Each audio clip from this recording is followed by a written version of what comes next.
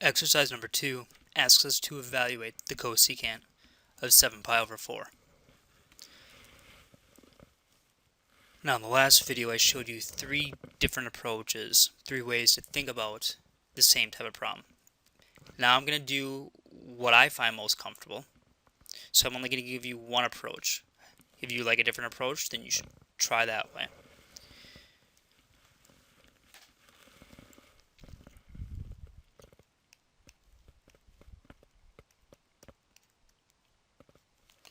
So I know that cosecant is 1 over the sine. So what I want to find is 1 over the sine of 7 pi over 4.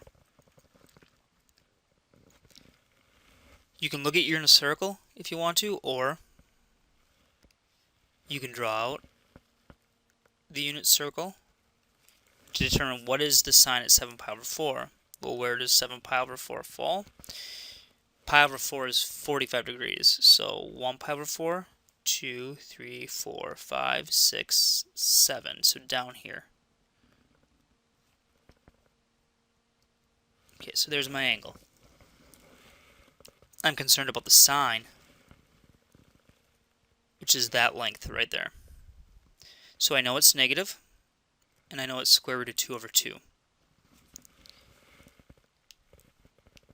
So what I have is 1 divided by negative square root of 2 over 2. Now the top here, the numerator, can be rewritten as a fraction. 1 can be written as 1 over 1. So I've got that. Now what I'm going to do is I'm going to multiply the numerator by the reciprocal of the denominator. So I've got 1 over 1. We're going to multiply that by a negative. Oops, I got to flip this. By a negative 2 over the square root of 2. It doesn't matter whether I put the negative in front of the numerator, the denominator, or out in front. It's going to be irrelevant. So we multiply across. So 1 times negative 2 is negative 2. And 1 times the square root of 2 is the square root of 2.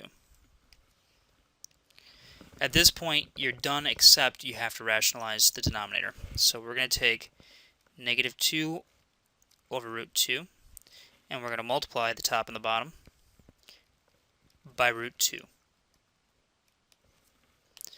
So this is going to give me negative 2 root 2 over 2, because the square root of 2 times the square root of 2 is equal to 2. These 2's are going to cancel out because we have all multiplication on the top. And that's going to be equal to negative square root 2. So again, if you want to try this in a different manner, that's fine. You can draw out a triangle. That helps a lot of students out. Okay, but regardless of how you end up doing that, you should get this answer of negative square root of 2.